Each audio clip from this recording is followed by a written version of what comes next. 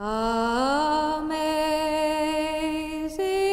grace, how sweet the sound that saved a wretch like me.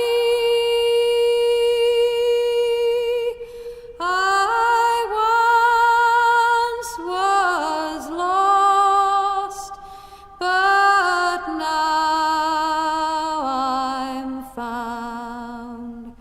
Was blind, but now I see.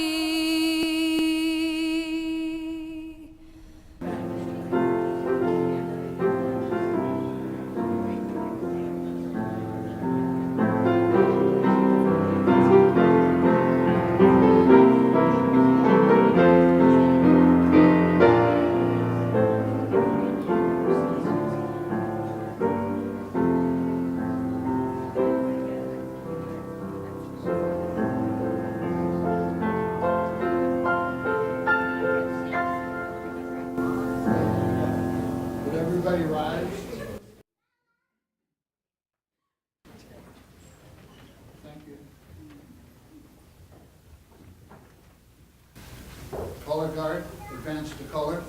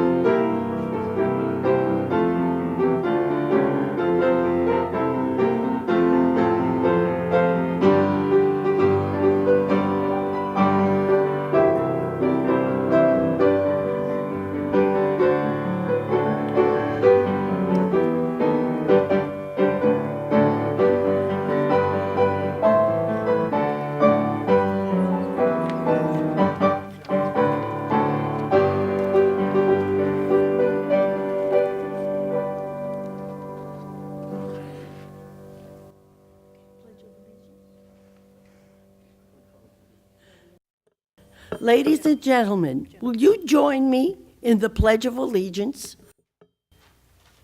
I pledge allegiance to the flag of the United States of America and to the republic for which it stands, one nation, under God, indivisible, with liberty and justice for all.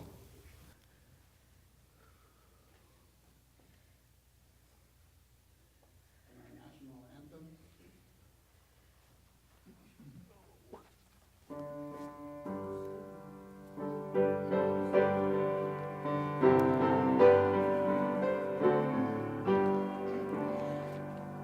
Oh, say, can you see by the dawn's early light what so proudly we hail at the twilight's last gleaming, whose broad stripes and bright stars through the perilous fight o'er the ramparts we watch, where so gallantly streaming, and the rockets red glare that was bursting in air gave proof through the night that our flag was still there. Oh, say does that star-spangled banner yet wave o'er the land of the free and the home of the brave?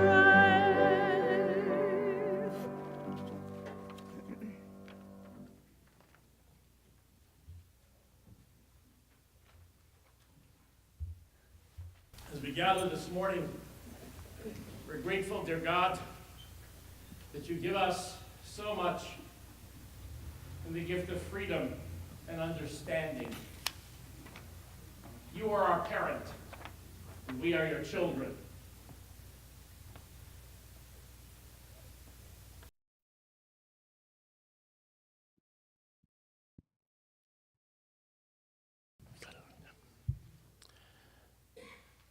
We thank you for the gift of our families, our companions who stood up to the test of time and the exigencies of life's stresses. There is a warning by a physician and sage, there is no life without pain. The body is God's alarm system. It allows us to know when we are not right. And the most important gift of all, the mind that can ask for help. In democracy, there is conversation. In dictatorship, there is monologue. Conversation requires good listening. And so 3 times a day we have a daily prayer. Hear all Israel, all believers. The Lord our God is one. We are all your children. Bless us today as we are minded of our innocence, of our lack of complete control, as we are reminded painfully that we cannot prevent the death even of our loved ones. Be with us now and in the future. Help us to recover our love of life despite our loss.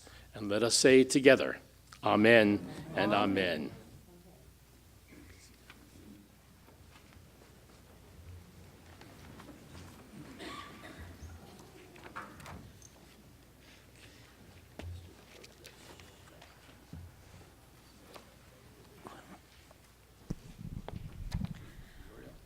George Camp was a 10-year resident. He served in the U.S. Navy during Korea. Deceased on February 9th. Eva Jacques, 21-year resident, U.S. Army Air Corps during the Second World War. She also was deceased on February 9th. Gordon Johnson, a 5.5-year resident, served in the U.S. Navy during World War II, was deceased February 27th. Jack Carber, 3.5-year resident, served in the U.S. Army during Korea, was deceased February 12th. Richard Kaufman, a 6-year resident, served in the U.S. Army during Vietnam. He was deceased February 24th. Kenneth Kolthoff, 2.5-year resident, served in the U.S. Army Air Force during World War II, deceased February 8th. Thomas Mathis, 3-year resident, U.S. Army during peacetime. February 2nd was when he was deceased. Gary Parker Sr. was a 6.5-year resident, served in the U.S. Navy during Vietnam, deceased December 4th. Theresa Williams, 5-year resident, U.S. Navy during World War II, deceased February 9th.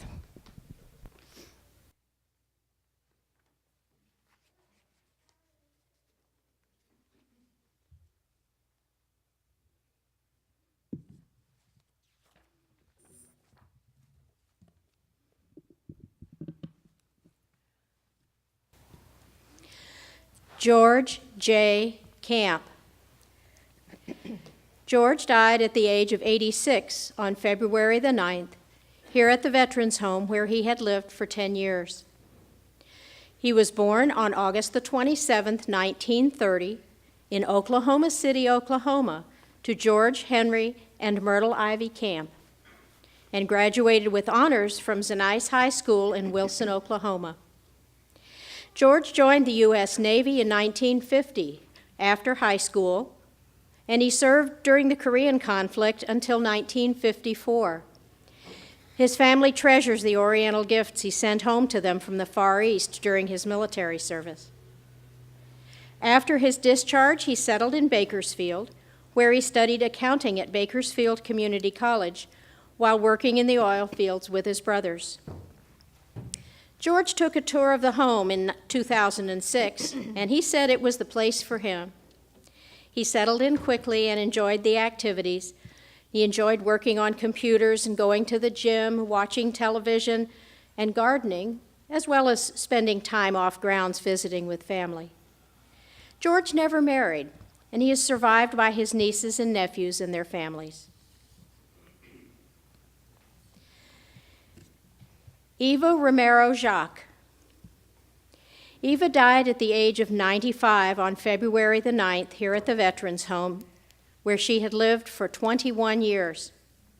Eva was born on April the 21st, 1921, in Trinidad, Colorado, to Luciano and Virginia Romero, and she grew up in New Mexico.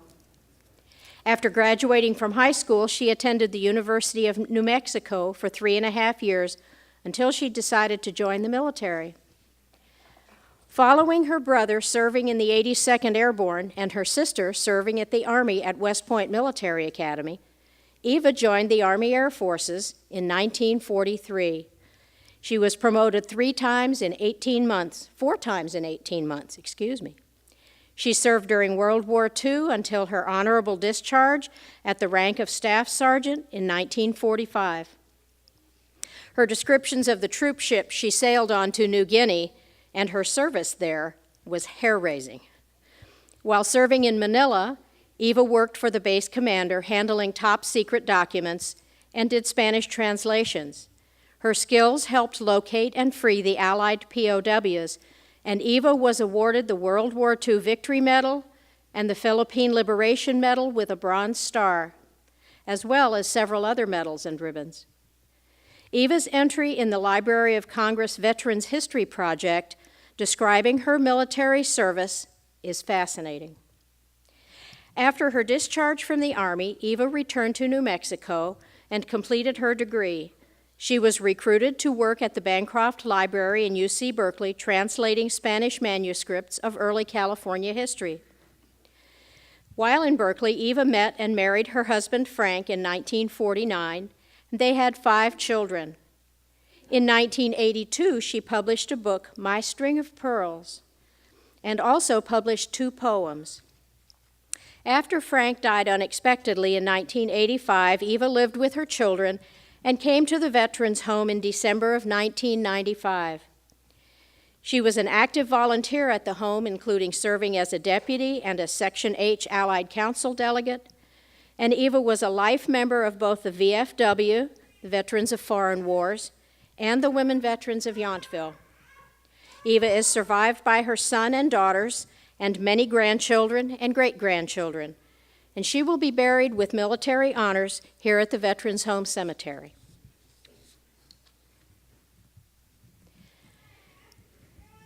Gordon Jerome Johnson. Gordon died at the age of 94 on February the 27th, where he had lived here at the home where he had lived for 5 years. He was born on April the 9th, 1922 in Fargo, North Dakota, to John and Clara Johnson, and he grew up in McLeod, California, where he graduated from high school. Gordon joined the U.S. Navy in 1942 after high school and served on a submarine tender in the Pacific during World War II. After his discharge in 1946, he worked with his brother in the family bakery for 2 years and decided to go back to school. He graduated from college and worked as an insurance agent and manager for Dempsey Insurance Company in San Jose for over 35 years. Gordon loved to travel, played the clarinet, and played the piano by ear. They said he could play anything, you just had to ask him and hum a few bars. He enjoyed dinner parties and martinis with his friends. Gordon never married, and he lived in a large house in the Bay Area hills with his best friends, Peter and Ed, the 3 of them were affectionately known as PG&E. Gordon moved to the home in 2011 after the death of his 2 best friends. He enjoyed the camaraderie of fellow vets and the home staff and the many activities he found to do here. Gordon is survived by his sister and his nieces and nephews, who were like his family, and he will be interred here at the Veterans Home Cemetery. Jack Cunningham Carber. Jack died at the age of 84 on February the 12th. He had lived at the Veterans Home for 3.5 years. Jack was born on November the 5th, 1932, in Oklahoma City, Oklahoma, to Charles and Ruby Carber. Jack joined the U.S. Army in 1952 and served during the Korean conflict until his discharge in 1954, after reaching the rank of corporal. Like many servicemen, he returned to California after his military service. He enjoyed sailing, salmon fishing, and auto body work, and finally settled down on a small ranch in Corning, California, where he raised cows until he moved here to the Veterans Home in 2013. Jack was a Christian with a quiet faith and had settled into a peaceful life here at the home, but he always missed not being able to sail off into the sunset to Hawaii. He is survived by his daughter.